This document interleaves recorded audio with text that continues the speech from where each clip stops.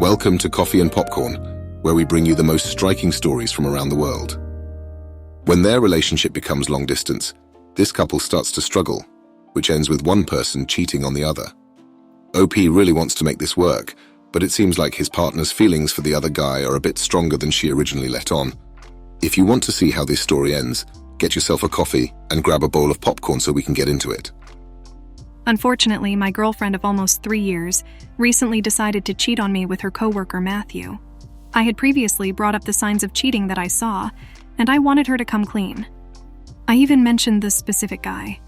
She denied everything and came up with lies. Today I know that my gut feeling was right.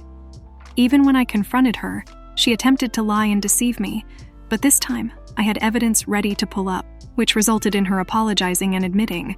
I wish she had admitted by virtue of her love for me and her own moral, but it had to be me forcing her hand. To preface, the relationship had been rocky for some time. Last year we went long distance because I was on exchange for 7 months. During this time I broke up with her due to concerns about jealousy and overthinking.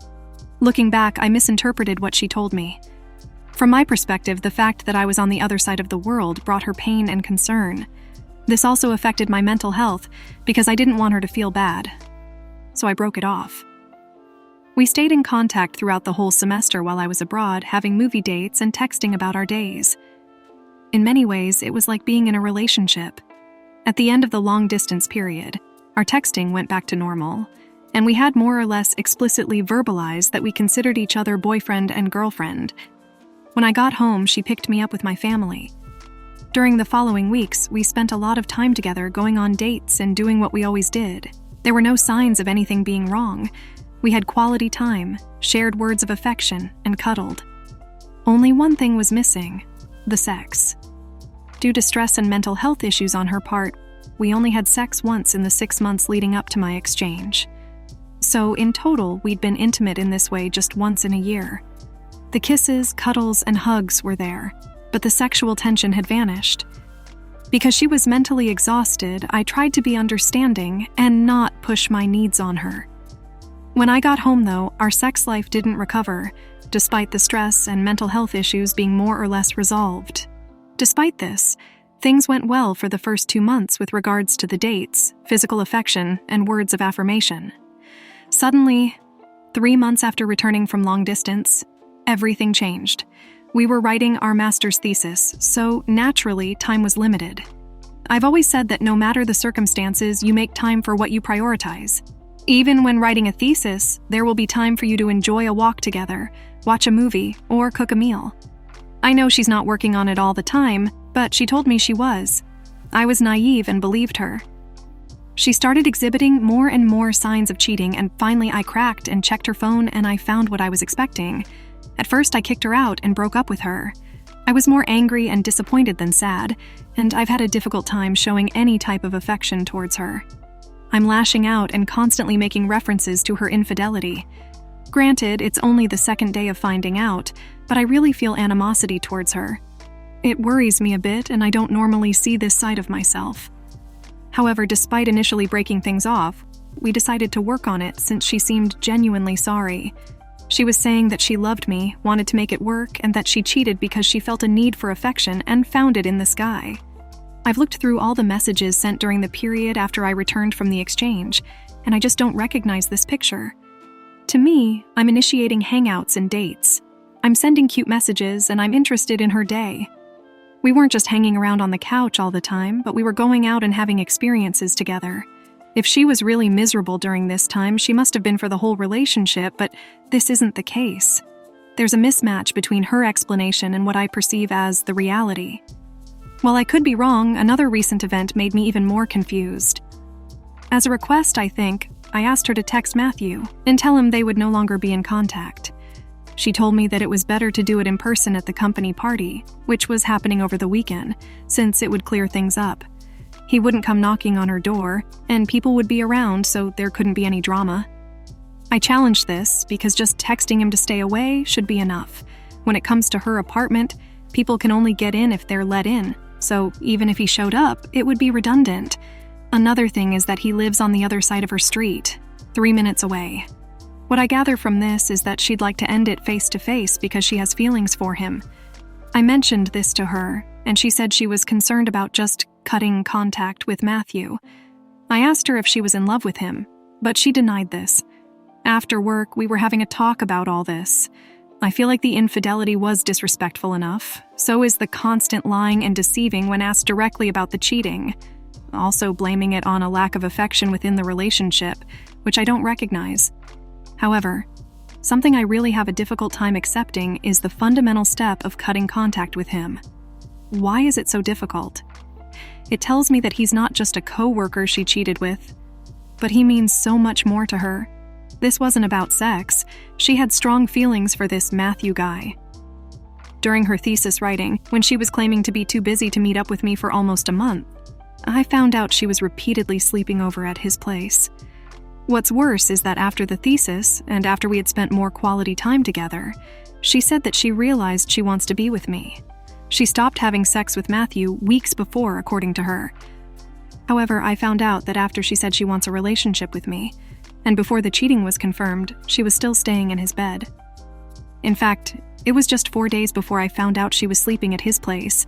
That particular evening, I asked if we could hang out after work, and she would apparently be way too tired. But not too tired to spend the night and the better part of a morning at Matthew's place. She adamantly claims that they didn't have sex, and they just spent time together as friends, since the sex had stopped weeks prior. Cuddling and sleeping in the same bed was the only thing they did now. I find this difficult to believe, but even if it's true, it's still cheating. What also makes me incredibly mad is the jealousy aspect that I mentioned earlier. Repeatedly, I'd been asked to adhere to certain limits she imposed because she was afraid of me cheating. I've never cheated on her, and I've never been close to. I had to stop hanging out with female friends at my place. Meanwhile, she was in bed with her lover. All of the cheating, the lying, the hesitation of breaking contact, feelings for Matthew, the hypocrisy and the recency of the cheating after having declared her love for me. Frankly, it's making me boil inside. I'm really happy that I'm at least not sad, because I had that hole in the stomach feeling before, and that's just the worst. I can deal much better with being incredibly angry and disappointed, and it's not inhibiting my everyday as much, but it's obviously making it hard to work on anything with her. My question to this community would be, taking into context everything, is it realistic to work on the relationship as she claims she wants to? Right now, I'm on the verge of breaking it off for good, but I'm probably being a bit idealistic and thinking there might be a way out of this. It sounds to me like OP's partner had a full-on relationship with Matthew.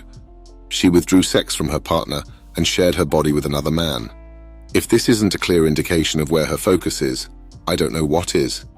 Even if OP was to try and work things out with his partner, I doubt he'll ever be able to trust her. And to be fair, she doesn't seem like someone who's worthy of trust. OP was 100% right when he said that people will always make time for the things they value. I've been saying this for years. The fact that she didn't want to break things off when OP asked spoke volumes as to how much she cared about the other guy in her life. I feel like if she really wanted to make things work with OP, she would have put his needs and feelings first. Forget about how Matthew would feel about it. He isn't her man. Let's see if anything of worth's being said in the comments. Mexican says, "You're the guy she wants to be with when she's done being ran through and probably has a kid or two. Screw that.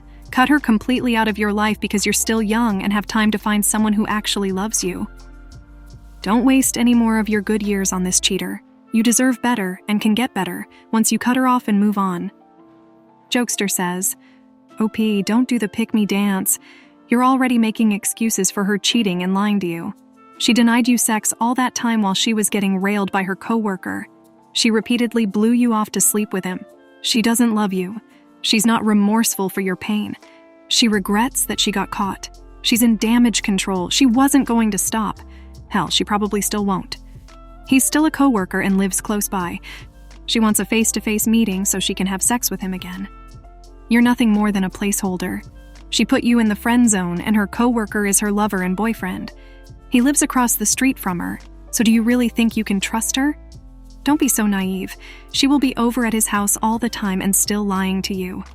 You're young. Dating is just a test to see if you're compatible with someone, and she failed the girlfriend test. Send her back to her lover. Go no contact and tell your friends and family what happened so you can get the love and support you need. I completely forgot that her affair partner lives across the street, which makes the opportunity to cheat on OP so much more. I hope OP makes a choice that allows him to find happiness in the future, because it doesn't look like he's going to find it here. I hope you enjoyed today's episode of Coffee and Popcorn, and I can't wait to see you on the next one.